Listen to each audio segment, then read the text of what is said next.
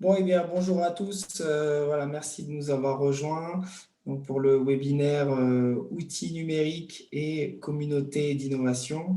Voilà, c'est un petit webinaire qu'on organise à la mission Innovation et Réforme autour de l'étape Espace de travail des agents publics, qui est un nouvel espace de coworking euh, organisé et créé par la préfecture de région Île-de-France et une initiative aussi de la Fabrique RH. Voilà, aujourd'hui on reçoit des invités de marque qui ont beaucoup d'expérience, qui ont beaucoup de choses à raconter très intéressantes sur ces sujets-là. Donc, on commence tout de suite par le programme. Nous avons Redouane Bouchan. Redouane, si tu peux te présenter, et puis ensuite on laissera Léa et puis Daniel se présenter. Alors, bonjour à toutes et à tous. Donc, Redouane Bouchan. Pour faire court, parce que je vais en parler pendant mon intervention, je suis chargé de déploiement à Démarche Simplifiée, qui est l'une des startups d'État de la direction interministérielle du numérique.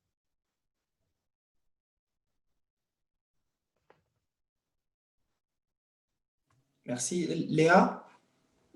Alors, bonjour à toutes et à tous. Moi, je m'appelle donc Léa Hoyer et je suis chargée d'études mobilité et innovation RH au service des ressources humaines civiles du ministère des Armées. Voilà. Merci Léa. Et puis on aura aussi Daniel Balmy qui va nous rejoindre et qui a des petits soucis de connexion, mais je suis sûr qu'il va y arriver avec l'aide de Redouane. Donc qui lui travaille à Work in France et qui n'est pas Work in France, il m'a dit de bien le préciser. Voilà, lui aussi c'est un business développeur, il est agent public et il travaille sur les questions d'agrément pour les droits de travail pour les étrangers. C'est bien ça, Redouane, hein, tu me corriges. C'est ça, il a travaillé intrapreneur sur la startup d'État Work in France. Et à côté de ça, maintenant, il a profité de cette expérience pour intégrer Administration Plus avec un déploiement au programme sur toutes les maisons France Service. Voilà, bon bah super.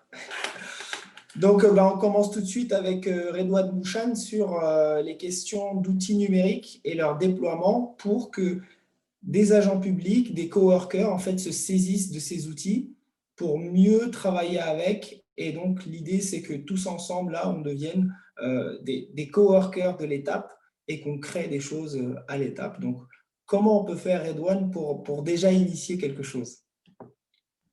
Alors, je vais essayer d'être exhaustif pendant les 10 minutes qui me sont consacrées.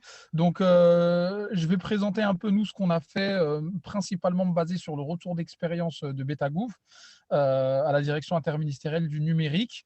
Et je vous invite pendant mon propos à laisser des messages sur le chat que je vois à côté. Comme ça, s'il faut que j'éclaircisse certaines notions ou que je m'arrête de manière spécifique sur certains points, n'hésitez pas, je préfère ça à ce que vous reteniez des questions dans votre tête que vous aurez peut-être oubliées quand j'aurai fini. Donc, chez nous, à la direction interministérielle du numérique, on a concentré l'un des premiers incubateurs de start-up d'État. Donc avec différentes structures de différentes tailles, à différents stades d'avancement. Et il faut savoir aussi que ça a concentré un public, on va dire, assez varié. C'est-à-dire qu'on avait les intrapreneurs, qui sont des agents publics ayant une innovation, une idée à pousser, à expérimenter, qui devaient se partager entre leur fonction justement professionnelle et des temps justement d'intrapreneuriat sur lesquels ils étaient dédiés au projet. On avait également des personnes type euh, développeurs, des personnes type chargés de déploiement qui étaient en mission à plein temps sur les startups. Et après, bien évidemment, il y a les agents de la DINUM, les gens qui sont chargés un peu du support, de l'organisation, de la coordination.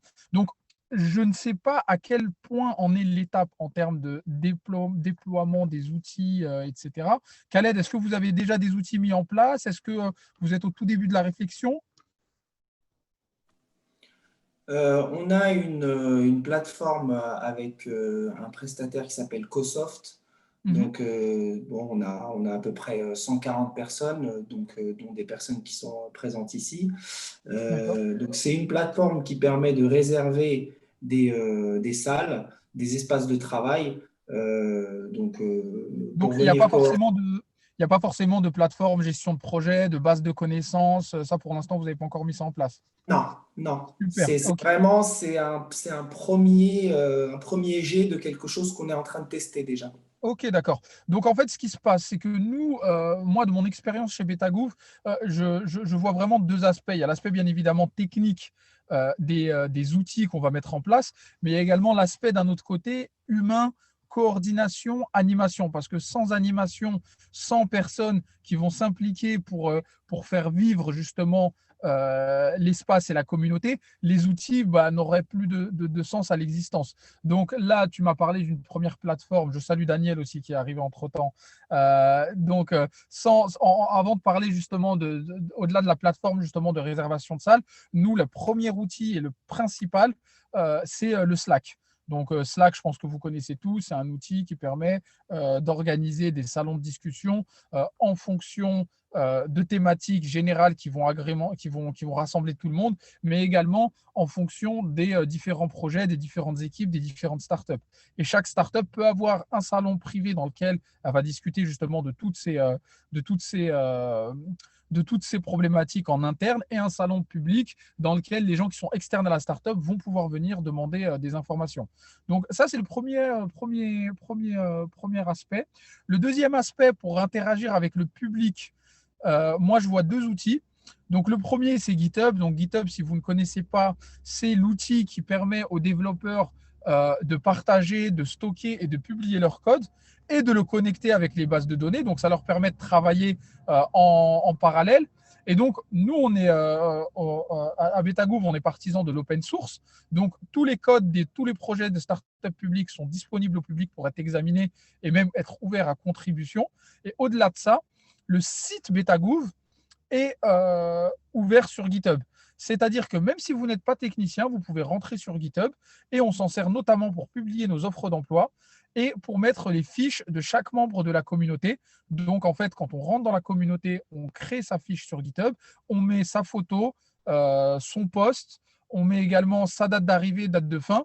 Comme ça, en fait, quand on arrive sur le site de Betagouv, on peut identifier chaque équipe avec chaque membre et voir si la personne est encore là ou n'est plus là.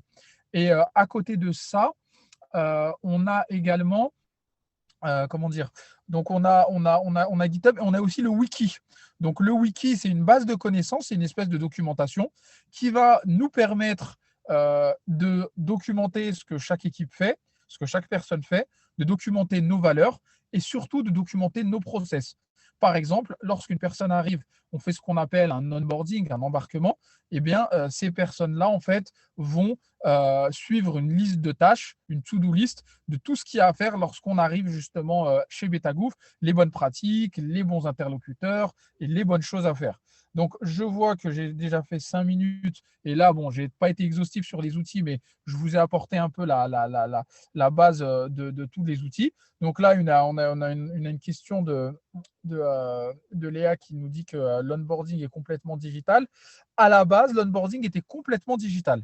Après, comme Betagouv a pris de l'importance et qu'il y avait un besoin justement de ce lien humain avant le confinement, on a créé des sessions mensuelles d'embarquement, qu'on a appelé embarquement plutôt qu'onboarding, durant lesquelles les personnes se retrouvaient le temps d'une matinée, le temps d'une journée, pour justement avoir ces onboardings de manière un peu plus conviviale. Après, ça dépend aussi des équipes. Il faut savoir que sur Betagouv, la plupart des projets, c'était des intrapreneurs, Daniel pourra en témoigner, qui sont assez seuls.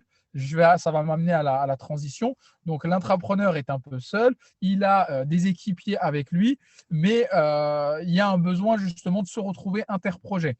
Sur des marches simplifiées, on était une équipe, moi quand je suis arrivé, on était une équipe déjà de 6-7 personnes. On n'avait pas forcément ce besoin d'échanger avec la communauté parce qu'on était sur une start-up avec un stade justement d'accélération où on avait un besoin de déployer et d'aller à la rencontre de nos utilisateurs. Après, sur l'onboarding, Léa, on a aussi un concept qui est intéressant, qui est le marrainage, c'est-à-dire qu'on a un marin C'est un mix entre le parrain et la marraine. Et du coup, l'idée, c'est que à chaque arrivée d'une nouvelle personne, il va se manifester sur Slack et quelqu'un va se proposer pour l'accompagner pour pas qu'il se sente seul.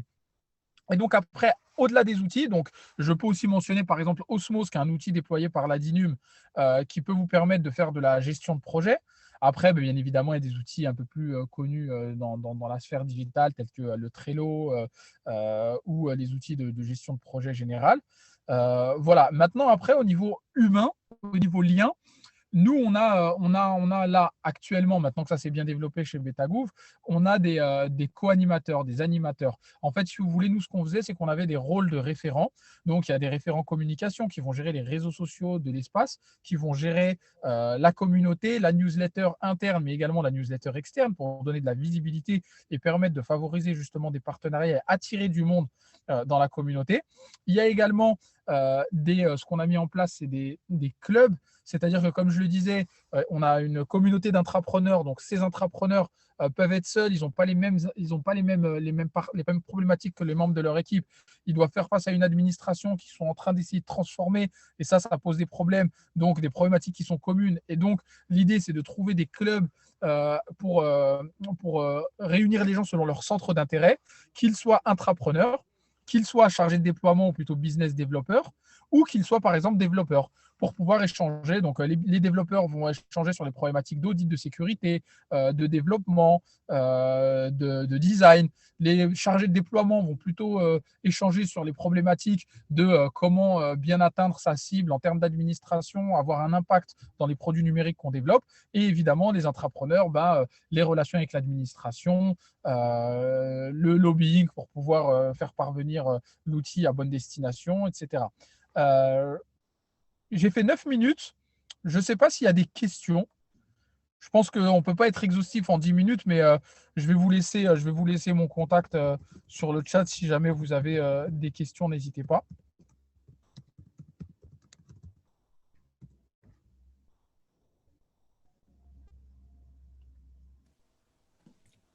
Donc là, je vois pas de questions. Alors peut-être après, on va laisser un peu de temps justement pour ça. Bon, on va peut-être justement laisser Daniel parce que c'est très complémentaire à ce que tu disais là sur le fait de développer des outils et sur comment en fait finalement c'est générateur d'intermédiation.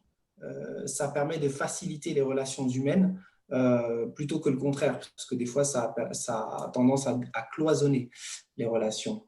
Alors, je vois, ces outils sont réservés uniquement aux agents de la fonction publique d'État. Si tu veux prendre une minute, Redouane peut-être pourrait y répondre. Alors, non, ça dépend des outils. Osmose, bien évidemment, oui, est dédié aux agents de la fonction publique. Donc, vous pouvez vous rapprocher de l'équipe à la DINUM qui est en charge. Je crois que c'est Olivier Sendy qui est en charge. Je vais vous mettre son nom, comme ça au moins vous aurez son nom. Sinon, il vous orientera si jamais il n'est pas. Il est plus dessus. Après, sinon, non, Slack, c'est un outil qui est gratuit, donc qui devient payant une fois que vous avez une certaine masse critique. Mais nous, on l'a utilisé pendant des années gratuitement, même en ayant 300 personnes dans la communauté ou même plus. Trello est un outil gratuit. Et GitHub est un outil gratuit tant qu'on fait de l'open source et que les données sont exposées publiquement. C'est quand on veut privatiser les données qu'il y a un abonnement payant. Très bien, Redouane. Alors, Daniel Balmy, donc Daniel, toi, tu voulais nous parler de comment rater sa communauté, comment rater voilà, le fait de faire des outils numériques et de ne pas s'en sortir. Mais c'est hyper intéressant finalement, parce que tu as une grosse expérience là-dessus. J'ai une grosse expérience. Enfin, tu veux dire de ratage, de plantage? C'est ça que tu me signes. C'était pas ça l'idée. Bon, je pensais intervenir en dernier, en ayant écouté un petit peu les autres et vous détendre un petit peu sur la fin, enfin, sans vouloir vous choquer. Alors, je me présente d'abord. Déjà, je suis désolé, je suis arrivé un peu en retard parce que j'avais pas trouvé le lien. Je suis intrapreneur à la base. J'ai travaillé 3 ans et demi à la Direct Île-de-France. C'est dans un service qui est en charge de délivrer des autorisations de travail aux étrangers qui viennent bosser à Paris. Pour le coup, on est à cheval un petit peu sur 2 ministères. Et au bout de 3 ans et demi, alors j'ai changé de service et ensuite il y a eu un appel à candidature pour monter une startup d'État. On ne savait pas du tout ce que j'ai candidaté. C'était la première saison de l'incubateur tout naissant du ministère des Affaires sociales et j'ai monté un projet qui s'appelle pour le coup Work in France. Donc je précise, je ne sais pas si ça a été corrigé, Khaled a mis Working avec ING France. Pour le coup, nous en fait, le but du jeu, c'est de délivrer des autorisations de travail à des gens qui ne sont pas encore en situation de travail, qui ne sont pas encore autorisés. C'est work, plus loin in, plus loin friends. Et donc, l'originalité de ce projet, c'est que justement, on se retrouvait à cheval sur 2 ministères. Situation hyper particulière, parce que voilà, il faut réussir à faire s'entendre les 2 ministères entre eux. C'est pas forcément évident. Et on avait la particularité aussi d'avoir en face, donc je rappelle que j'étais au ministère des Affaires sociales, donc ministère du Travail. On avait en face un ministère qui en plus développait un projet. On pensait à l'époque depuis 10 ans, mais en fait, on a appris à tout casser que ça faisait 20 ans qu'ils développaient leur projet et ils nous annonçaient dès le début que la sortie était imminente. Donc voilà, on était dans un contexte particulier qui faisait que notre incubateur tout naissant avait peur du ministère en face et les discussions n'étaient pas faciles. Alors moi, ça m'a projeté très rapidement dans. Alors j'ai d'abord été élève, hein, il a fallu, puisqu'au départ je venais de la fonction publique, il fallait cette espèce d'acculturation aux méthodes de développement de bêta. L'esprit intrapreneur un petit peu. Donc, quand on est intrapreneur, on a forcément de multiples casquettes. On n'est pas nombreux et on doit apprendre, entre guillemets, à entreprendre. Alors, c'est vrai que j'avais une petite base intéressante et on est accompagné de coachs, de développeurs. Il faut savoir communiquer avec tous ces gens-là. Et comme j'étais un petit peu tout seul, comme le précisait tout à l'heure Redouane, bah, je suis passé d'ateliers où il y avait que des devs à des ateliers où il y avait que des coachs, etc. Donc, je me suis un peu nourri de tout ça. Et je me suis aussi retrouvé assez rapidement à prodiguer des formations en réponse à la directrice même de Betagouv, qui avait son atelier à elle, c'était survivre en milieu hostile. Et un jour, elle ne pouvait pas être présente pour assurer sa formation et celle qui organisait l'événement m'a dit bah, Daniel, si tu veux, enfin, elle s'appelle Ella Gariani pour le coup. À chaque fois qu'elle est là, elle fait sa formation.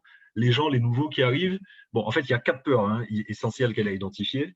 Et on me reporte que les gens, ils écoutent plus ou moins, mais en fait, ils n'y croient pas. Ça a l'air tellement gros qu'ils ne croient pas en ces choses-là. Et, la personne qui organise l'événement me dit, mais Daniel, en fait, toi, tu as juste cumulé les 4 peurs dont elle parle. Donc, il faut à tout prix que tu viennes témoigner. Donc, j'ai fait ce témoignage qui était poignant. Apparemment, les gens aiment ça, hein, la vie réelle. Je leur ai montré des choses avec des slides un petit peu pourris, faites à la dernière minute. Et ils m'ont. Alors, chose intéressante, ils m'ont dit alors, avec tout ce qui vous arrive, c'est cool parce que vous arrivez quand même à garder le sourire. Mais ce que je peux résumer, parce que j'ai fait cette formation-là plusieurs fois, hein, la chose importante à retenir, et c'est ce que je disais à la fin aux gens, c'est que quels que soient les problèmes que vous aurez à affronter dans le cadre du développement de votre startup, l'essentiel, s'il n'y a qu'une seule chose à retenir, c'est le pouvoir de la communauté. Parce qu'il y aura toujours quelqu'un dans la communauté qui aura été confronté avant vous aux problèmes auxquels vous êtes confrontés à l'heure actuelle. Et il suffit d'aller demander de l'aide et vous n'avez pas besoin de retenir tout ce que j'ai raconté pendant toute la conférence. Il suffit d'aller demander de l'aide à la communauté. Et moi, en fait, à chaque fois que je me suis retrouvé à devoir le faire, j'ai regretté de ne pas l'avoir fait plus tôt. Donc maintenant, s'agissant des outils, je voulais compléter un petit peu des petites choses qu'avait dit Redouane. Il vous a parlé de Slack. Au ministère des Affaires sociales, ils utilisent un outil qui s'appelle Matomost. Pareil, pour tout ce qui est question de support, on utilise un outil qui s'appelle Zamad. Ces 2 outils-là sont intéressants dans la mesure où en fait, vous allez placer ces outils-là dans un serveur local et vous aurez un total contrôle sur ces choses-là. Redouane a dit tout à l'heure que Slack était gratuit, Trello aussi. Ça devient payant à partir d'une certaine utilisation, d'un certain nombre d'utilisateurs. Et précisément, au ministère des Affaires sociales, on est passé à Matomost parce que Slack, quand on est sur la version payante et qu'il commence à y avoir trop plein de messages, vous n'avez plus l'historique des messages échangés.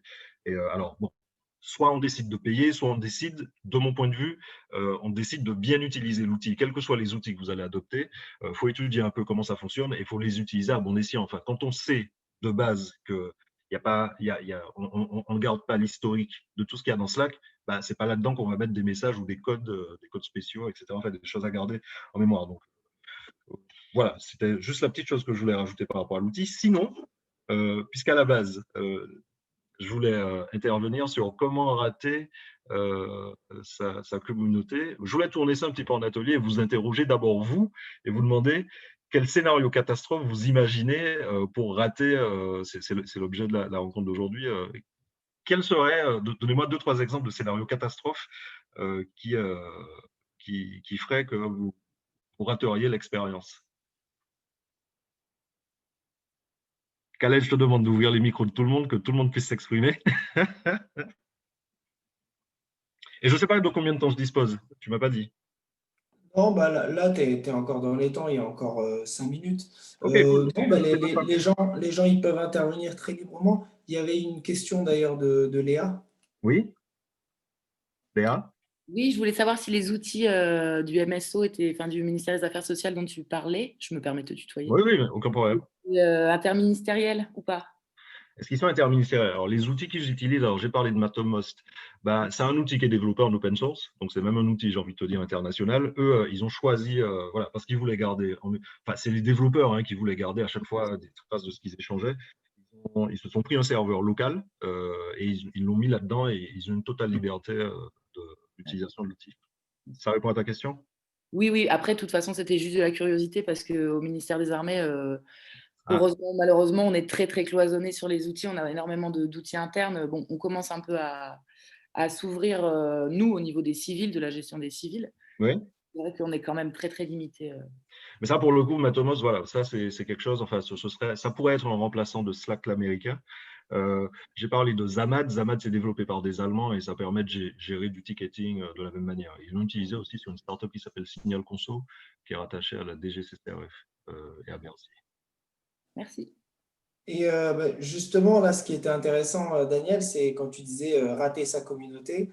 Parce que nous, on essaye de développer ça au niveau de l'étape. Oui, Comment en fait des agents franciliens qui ne se connaissent pas, qui n'ont rien à oui, voir, donc il y en a qui viennent du 78, il y en a du 92, 93, enfin, de Paris, ouais. des administrations de l'État déconcentré, des mairies, enfin vraiment tout l'État, comment ils peuvent donc, se réunir et donc dans ton cas, comment faire en sorte qu'ils ne se réunissent pas la Ok, meilleure chose alors, pour ça.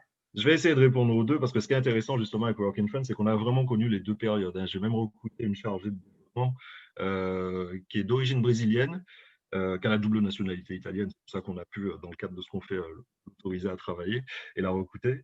Quand elle était au Brésil, elle a travaillé sur TV Globo, qui est la première chaîne de télévision brésilienne où elle passait des fois au journal télévisé devant 5 millions de téléspectateurs. Alors je me suis dit, nous, notre petite start-up, si on la recrute, enfin, à l'époque où je l'ai recruté, les 8 premières pages de Google ont tapé son nom et était carrément plus célèbre que ma startup. Donc voilà, chose particulière qu'il fallait que je précise sur notre startup, c'est que voilà, comme on était à cheval sur deux ministères et qu'en face, l'autre ministère nous disait que son outil allait sortir de manière imminente, on nous a toujours demandé de développer Work in France. L'expression, c'était sous les radars du ministère de l'Intérieur. Donc en fait, en gros, on nous disait, vous devez avoir des utilisateurs, enfin, vous devez promotionner, entre guillemets, votre startup, mais il ne faut pas trop en parler, en gros. On s'est retrouvé des fois dans des situations ridicules. Moi, j'étais en vacances et on reprochait à mes bizdev d'avoir des demandes. Alors qu'à la base, je vous rappelle hein, que quand on crée une startup d'État, c'est pour répondre à un irritant que rencontrent des usagers. Et nous, on nous reprochait d'en avoir trop. Et on se demandait si on n'était pas en train de faire de la pub. Donc voilà, au tout début, on a réussi à faire pas mal de choses justement en profitant de la communauté BetaGouv, c'est-à-dire que nous, on n'avait pas le droit de parler, mais d'autres avait le droit de parler en notre nom. Donc, on a utilisé un petit peu la communauté de ce point de vue. Et la deuxième période, c'est quand le projet a vraiment commencé à avoir, entre guillemets, trop de succès et qu'on a été rattrapé par l'administration centrale, et il y a eu un chargé de mission au secrétariat général qui est venu chapeauter un peu le projet. Et là, ils ont fait l'inverse de tout ce qu'on avait fait avant. Le modèle de développement de BetaGouv, c'est de monter des petites équipes autonomes qui réfléchissent ensemble et qui vont confronter leurs hypothèses le plus rapidement possible au terrain. Donc, on essaie d'éviter la boucle de validation, la boucle de dépendance. Donc, on a cette pratique, et là, l'ancienne directrice disait qu'on a plutôt tendance à demander pardon plutôt que de demander la permission. Enfin, j'imagine que vous le savez tout autant que moi. Dès lors qu'on veut bouger la moindre petite virgule dans une administration, ça suppose des parapheurs qui montent des étages, des étages, des étages, et le temps de redescendre, les lois ont le temps de changer, les pratiques ont le temps de changer, et on n'a réglé aucun problème. Donc nous, sachant qu'on doit produire des résultats en 6 mois maximum pour la première itération, il faut qu'on aille très vite. Donc la première chose, voilà, c'est d'éviter à tout prix la boucle de validation. La deuxième chose, en fait, je ne sais pas si je le présente bien en scénario catastrophe ou si je donne déjà les solutions, mais moi, mes préconisations, c'est il faut à tout prix, quel que soit ce que vous mettez en place, que ce soit des newsletters, etc., on a itéré plusieurs fois à BetaGroup, c'est que chacun puisse se sentir légitime de participer à ces choses-là. C'est vraiment quelque chose les directeurs de bêta, hein, ils insistent toujours pour que tout le monde se sente à l'aise à participer, pas que à sa propre start-up et à son propre projet, mais à la vie de la communauté de manière générale. Il faut vraiment que les gens se sentent légitimes pour faire ces choses-là. Troisième chose qui peut empêcher d'agir, c'est la procrastination et le plus que parfait, le fait d'attendre à tout prix d'avoir un résultat parfait pour produire du résultat. Quelque chose qu'on essaie de lutter contre ça. Je note aussi la ponctualité d'une certaine manière sur les rendez-vous qu'on se fixe. C'est que si on se dit qu'on fait une newsletter chaque semaine ou tous les 15 jours, faut éviter à tout prix de décaler la date et de commencer à faire la newsletter, je sais pas, l'essentiel, c'est d'être régulier. Et c'est à ça que ça sert, les rituels. Tout ce qui est stand-up, tout ce qui est newsletter, même les onboarding, on essaie de respecter les dates, quitte à ne pas faire parfaitement les choses, puisqu'on est essentiellement dans l'amélioration continue. Voilà l'essentiel de ce que moi j'avais identifié, mais c'est surtout de casser je crois qu'on appelle ça le syndrome de l'imposteur chez les gens. Donc il faut vraiment que tout le monde se sente à l'aise de participer et il faut autoriser les gens à expérimenter, casser les peurs des gens. J'avais noté une petite citation que j'aime beaucoup. C'est la peur n'empêche pas de mourir, mais elle empêche de vivre. Alors voilà, s'il y a quelque chose contre lequel il faut lutter, c'est contre ça.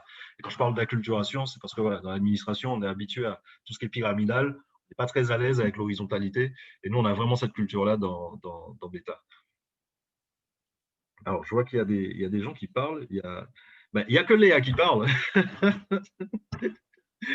Les autres, vous n'avez pas d'idée de scénario catastrophe? Alors, non, je vais étendre dans l'évolution des méthodes de travail dans la fonction publique auquel le travail en communauté peut résoudre. Oui, il faut éviter de perdre son audience. Complètement. Oui, c'est pas vraiment un scénario, c'était plus un commentaire en fait. Mais...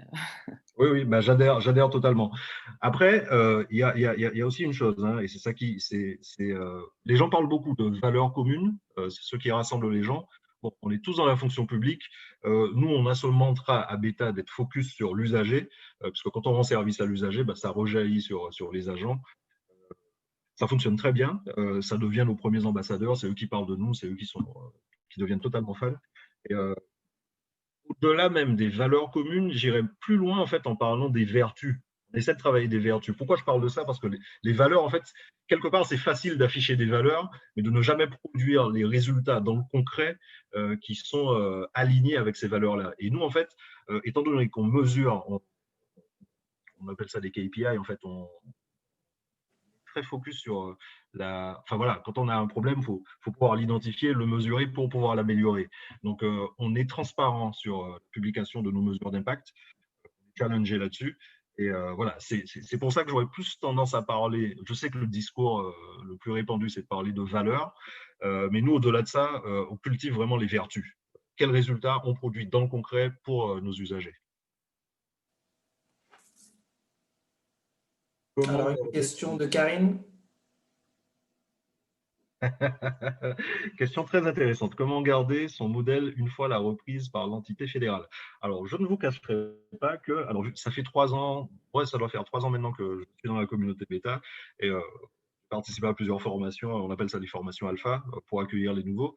C'est vrai que la question revient souvent et je suis toujours étonné de constater que on n'a pas tant de modèles de réussite, de reprise que ça pour l'instant, parce que bon, bêta, c'est quand même nouveau dans l'administration. Et Autant on arrive à travailler, l'idée, hein, c'est de travailler sur des agents, de les enlever un petit peu momentanément de leur administration pour les transformer un petit peu eux, et qu'après ils aillent rejaillir sur leur administration. La greffe prend de plus en plus. On a ce qu'on appelle, enfin, on considère que c'est une licorne d'État.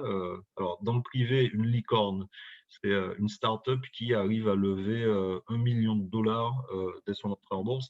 Nous, à Beta, ce qu'on appellerait une licorne, c'est une start-up. Nous, on vise plutôt le million d'usagers à qui on rend service. Donc, il y a l'exemple de Pix.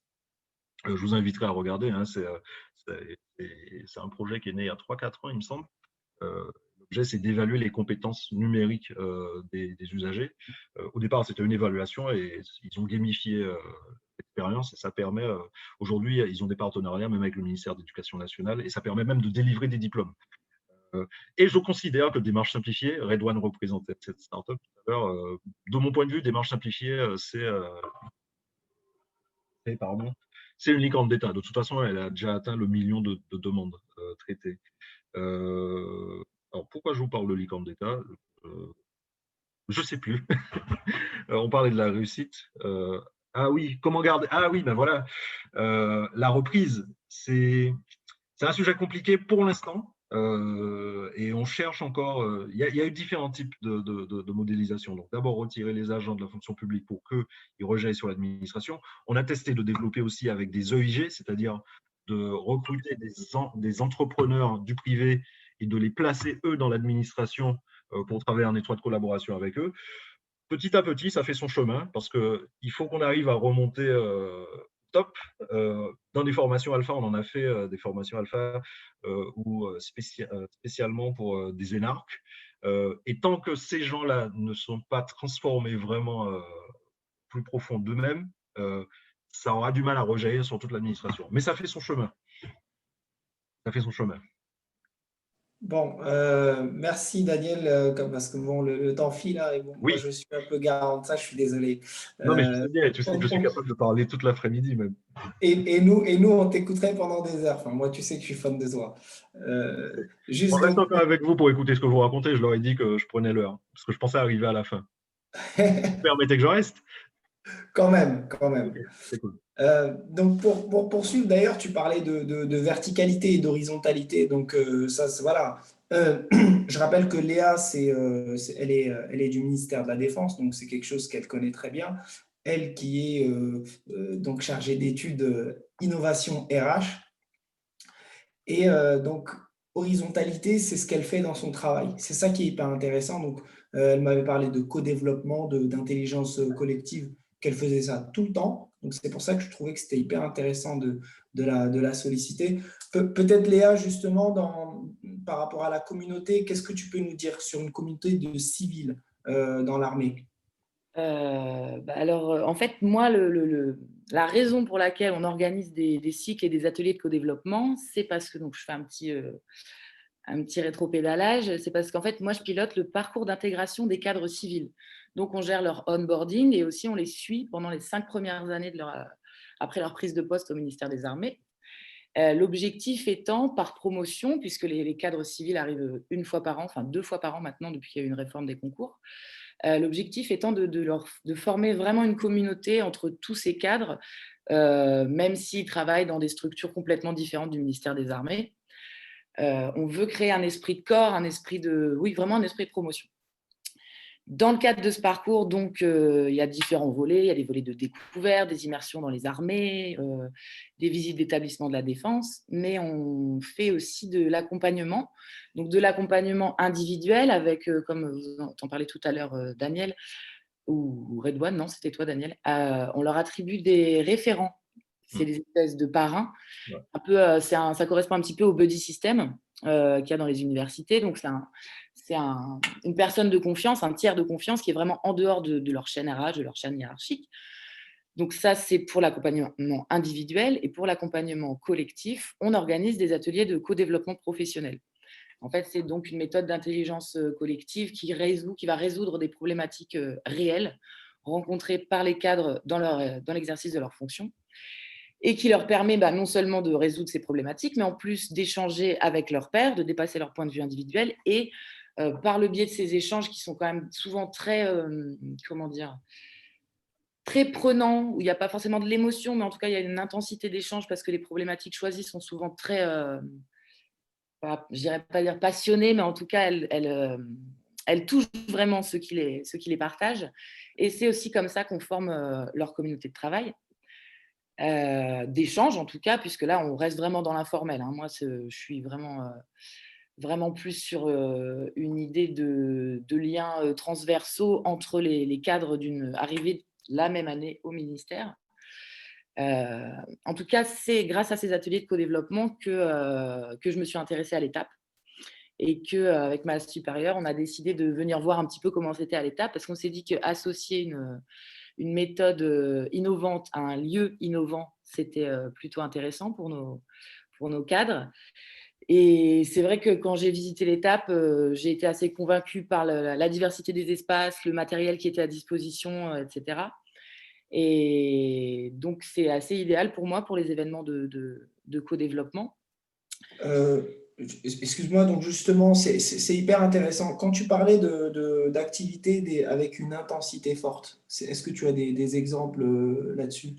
Alors, je ne peux pas vraiment donner d'exemple déjà parce que chaque groupe de co-développement, c'est un petit groupe et il y a une obligation de confidentialité.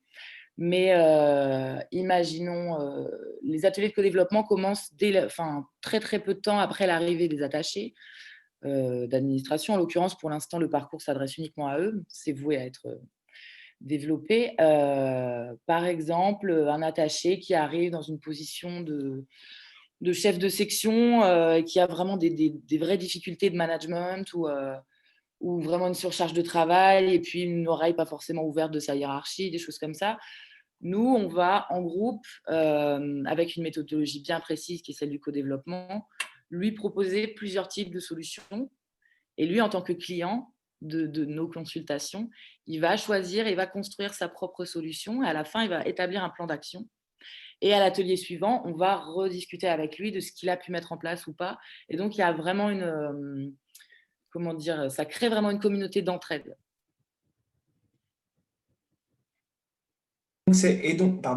Et donc, cette communauté d'entraide, elle est censée produire quoi à la fin? C'est ça qui est intéressant aussi. En tant que communauté, quand il fourmille, qu'est-ce qui en ressort?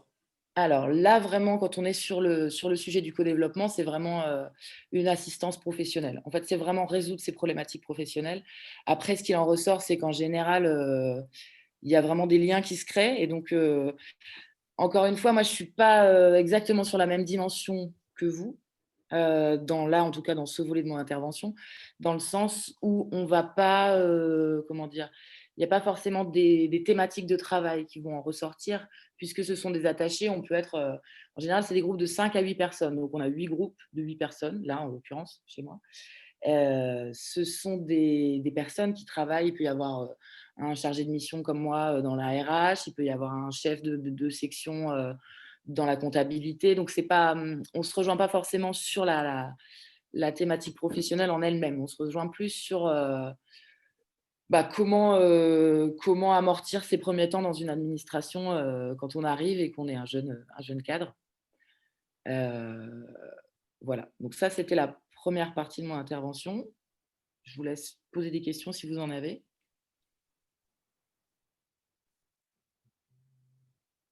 Oui, alors j'ai posé la question dans le chat. Ah, pardon. Mais en quoi consiste exactement la méthodologie qui est utilisée dans ces groupes de travail, celle du co-développement? Est-ce qu'il y a un process particulier avec des étapes ou des espaces? Oui, il y a un process tout à fait particulier. Alors moi, je ne suis pas animatrice de co-développement. Je profite moi aussi du parcours que je mets en place. En fait, c'est ça qui est aussi sympa, c'est que je co-construis ce parcours. Mais moi aussi, je suis arrivée au ministère des Armées l'année dernière. J'ai la chance d'être tombée dans une équipe très, très innovante et moderne. Et donc, ma chef de bureau ainsi que plusieurs de mes collègues sont animatrices. En fait, c'est une méthode qui est divisée en différents temps. D'abord, il y a un peu de ice-breaking où on apprend un peu tous à se connaître par des petites questions, Ensuite, le principe, c'est vraiment de s'écouter, de se laisser parler. Donc, on parle toujours chacun notre tour, sans interrompre l'autre. Et l'animateur va être un peu le maître du temps, d'une part, et d'autre part, chaque intervention est bien cadrée, c'est-à-dire il y a des étapes. Au début, à l'expression des problématiques, ensuite on choisit tous ensemble la problématique qu'on veut traiter. Ensuite, il y a une phase de questionnement où on questionne la personne qui a été à l'origine de cette problématique. Après cette phase de questionnement, il y a une phase de proposition de solution, d'échange, et c'est vraiment, en général, les ateliers durent une demi-journée. Et donc, on va vraiment décortiquer le sujet. Disons que la méthodologie aide à ce que ce soit efficace, respectueux. En plus, il y a vraiment un impératif de confidentialité qui fait qu'une fois qu'il est bien intégré par tout le monde, il y a une liberté de parole et une transparence sur les problématiques qui est vraiment très, très productive pour tout le monde en plus. Parce que, en général, même si la problématique appartient à la personne qui l'a proposée, ça parle à tout le monde. On a tous été un jour dans cette situation-là où on a connu quelqu'un, etc. Et c'est vraiment quelque chose qui, après, va nous permettre, va nous donner une espèce de boîte à outils aussi à réutiliser, nous, pourquoi pas, dans notre pratique professionnelle, d'autant que, en fait, un atelier n'existe pas seul. En général, c'est un cycle d'ateliers, donc il y a autant d'ateliers que de participants, de façon à ce que chaque participant puisse être un client et puisse proposer et voir résolu sa problématique. Voilà.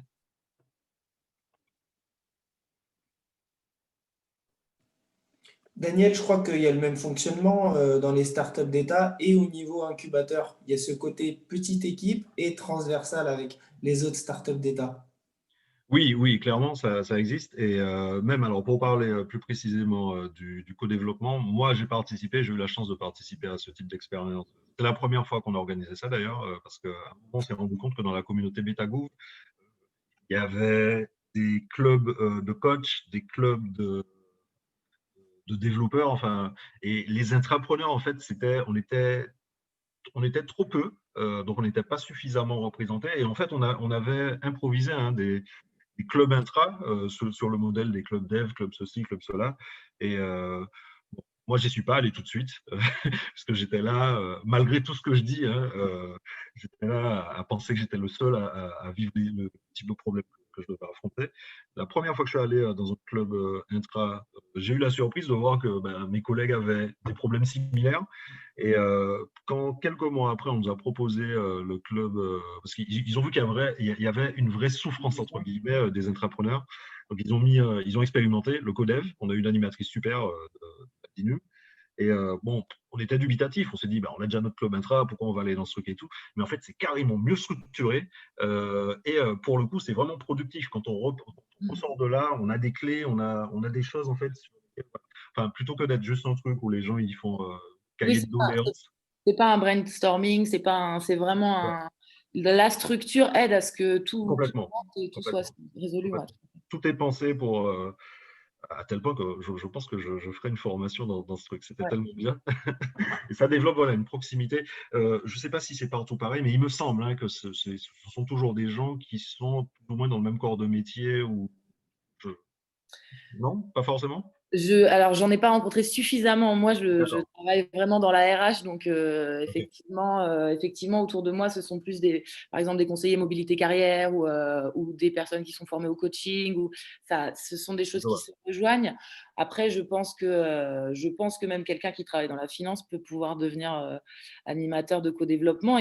Ça demande des qualités humaines et une formation, tout simplement. Non, c'était pas ça ma question. Ma question, c'est de savoir si un codev ne réunit que des gens qui ont des problématiques similaires. Enfin, parce que nous, on était un groupe de travail d'intra, et pendant toute une année, on s'est vu tous les mois ou tous les 2 mois, je ne me rappelle plus, le temps que tout le monde fasse son passage.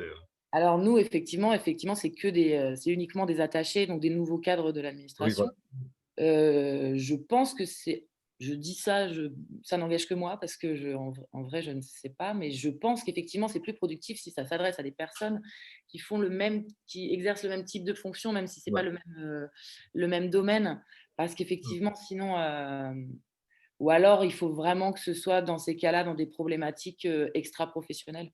Oui, mais il me semblait que c'était le cas. Mais encore une fois, voilà, le codev, c'est génial. Si vous avez l'occasion, si on vous propose de le faire, allez-y sans hésiter. Oui, moi, je me suis heurtée un petit peu à à la frilosité des attachés au début auxquels je proposais, d'autant que ça leur prend du temps, ils devaient venir pour certains de banlieue, etc. Et donc, ils n'étaient pas tout à fait convaincus, ils devaient penser que c'était un peu une bullshit formation. Or, quand ils sont ressortis, ils étaient tous ravis et ils sont tous impatients de revenir, d'autant qu'on a mis ça en place. D'habitude, ça arrive un petit peu plus tard dans le parcours. Et là, on a tenu à le mettre en place dès la première année parce que, eu égard à la situation sanitaire, on n'a pas pu vraiment lancer avec autant d'énergie notre parcours d'intégration. Et c'est vrai qu'on voulait pas perdre le lien, justement. Voilà. Merci Léa. Donc, juste pour vous dire aussi que nous avons eu entre-temps l'arrivée de Valentine Roux, qui est… Bonjour. Salut, on va prendre les questions juste après, hein. Salut Valentine, donc voilà, merci de nous avoir rejoints. Toi, tu es à la mission Transfo, à la DINUM, donc voilà, on est beaucoup, hein, c'est un peu le même monde, le même microcosme, mais ça permet aussi de valoriser ce monde-là du numérique qui est très développement, co-développement et intelligence collective finalement. Oui, merci. Merci. Désolée, j'étais dans une autre réunion. Donc oui, excusez-moi. Donc mission Transfo de la DINUM. Voilà, juste pour info générale, nous on accompagne les administrations et les ministères pour accélérer dans le cadre du programme tech.gouv de la DINUM la transformation numérique des ministères. Et le lien qui a été fait avec l'étape, c'était il y a quelques mois lorsqu'on a lancé une expérimentation pour mettre en place du flex office au sein des différentes administrations. Et on a notamment collaboré, Léa, avec le MINARM, le Lab Innovation, qui nous a ouvert plusieurs locaux pour les agents des autres administrations partenaires à cette expérimentation. Comme pour l'étape, ça a été stoppé avec le reconfinement, mais une deuxième version devrait venir au deuxième semestre 2021. Et du coup, chez Transfo, nous, on s'intéresse beaucoup aux nouvelles méthodes de travail alliant présentiel-distanciel, et on promeut aussi les outils DINUM qui fonctionnent bien, à savoir CHAP, Osmose et Resana. Un outil collaboratif qui permet de travailler de manière convenable au sein des équipes avec l'intégration des suites Office, Excel, Word notamment. Et une petite aparté, donc je fais juste quelques précisions sur le plan de relance, parce que ce webinaire est consacré notamment aux outils. Il faut savoir qu'il existe un fonds dédié aux méthodes et outils de travail numérique innovants auxquels les administrations peuvent candidater. C'est le fonds SNAP 5 de 22 millions d'euros et qui a pour objectif d'avoir une montée en compétences des agents sur les outils numériques et de recréer, d'accélérer sur des méthodes qui marchent, des méthodes de travail au sein des équipes qui marchent, avec notamment une prise en compte des personnes en situation de handicap, qui est quelque chose aussi qu'à la DINUM on pousse, et ce fonds ouvrira en janvier. Donc là, on rencontre aussi les représentants RH des différentes administrations et des différents ministères pour leur notifier la présence de ce fonds. Voilà l'intérêt de ma petite aparté au sein de ce webinaire, et merci à l'étape aussi d'organiser ces webinaires. Je pense que c'est une excellente chose et qu'on puisse discuter des solutions innovantes qui permettent de mieux travailler en équipe. Merci Khaled pour l'invitation et je vous laisse prendre les questions. Merci. Si vous avez des questions.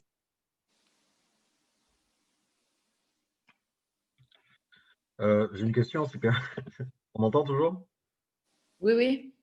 Alors, attends, je vois plus ta tête. J'ai oublié ton prénom, je crois que c'est… qui vient de s'exprimer.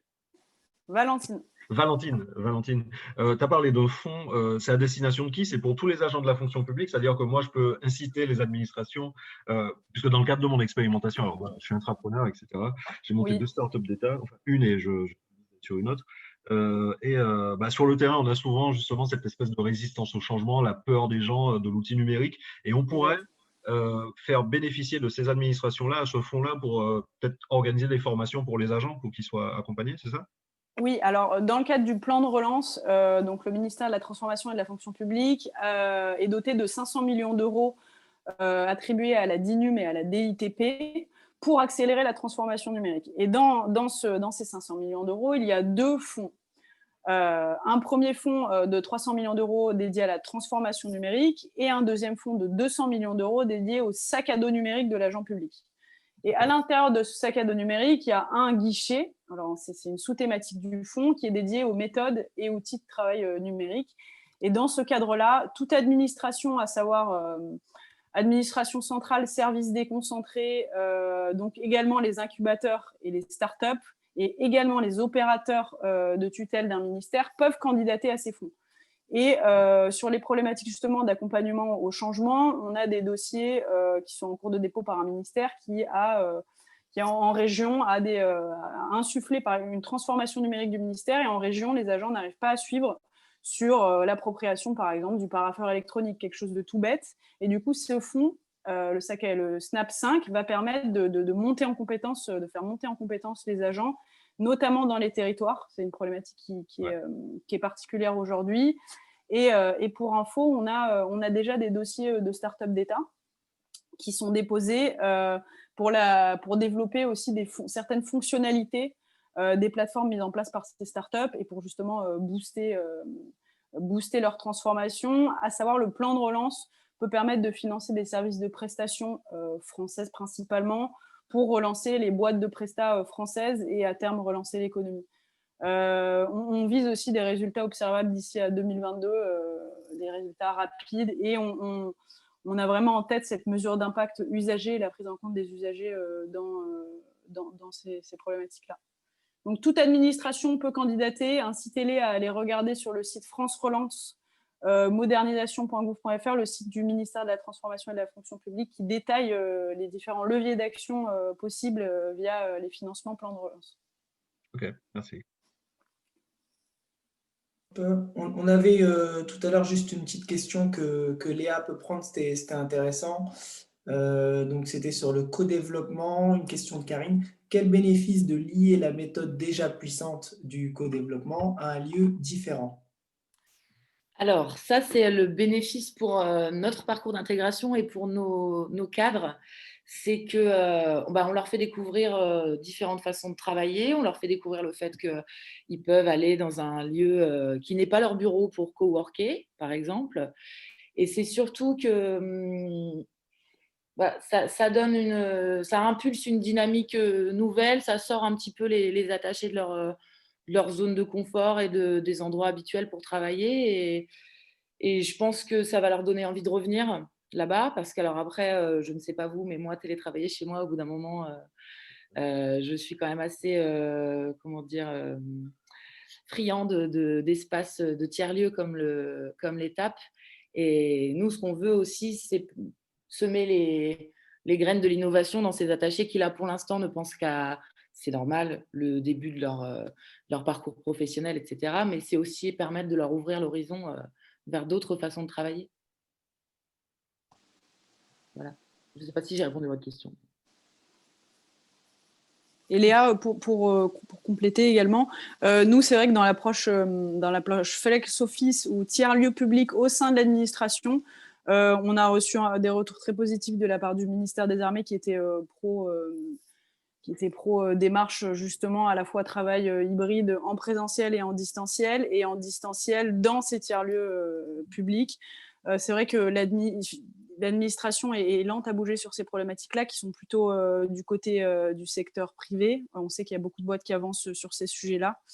Mais c'est quelque chose qui nous tient à cœur et le message passé par l'État, par la préfecture est quelque chose de très positif. Et du coup, nous, DINUM aussi, en tant que direction interministérielle, on pousse les administrations à avancer de ce côté-là pour éviter, pour faciliter le travail des agents, avoir un travail dans des lieux de qualité au sein même des administrations pour les agents publics.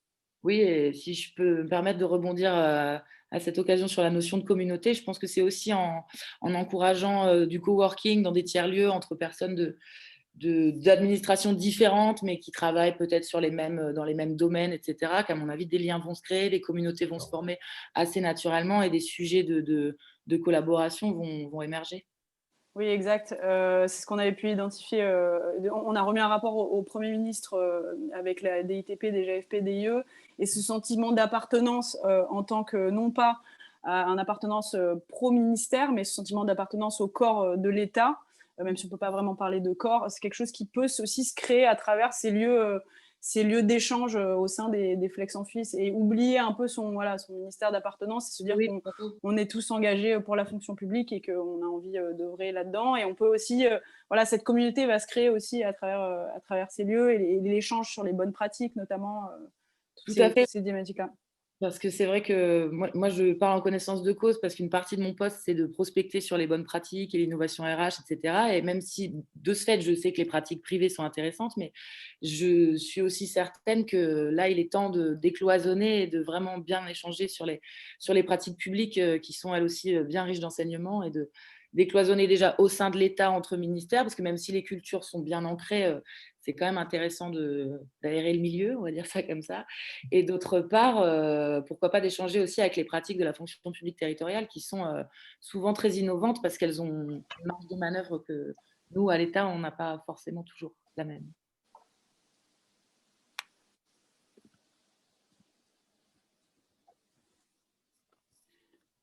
Ah, on t'entend pas. On t'entend pas. Merci pour le micro. On a dépassé un petit peu, donc c'est bien, c'est signe que c'est toujours positif, qu'il y a eu de l'intérêt. Donc voilà, l'idée là, c'était de rassembler aussi des personnes qui pouvaient faire des témoignages pour décloisonner. On a entendu aussi aérer, Léa. C'est hyper important, c'est super cool que vous ayez pu faire ce témoignage. Daniel Balmy, c'est un conteur, hein, donc voilà, il nous a vraiment raconté des choses. Donc c'était magnifique. C'est toujours pareil, vous pouvez le contacter, il vous a laissé son contact. Oui, je vais laisser les coordonnées, oui.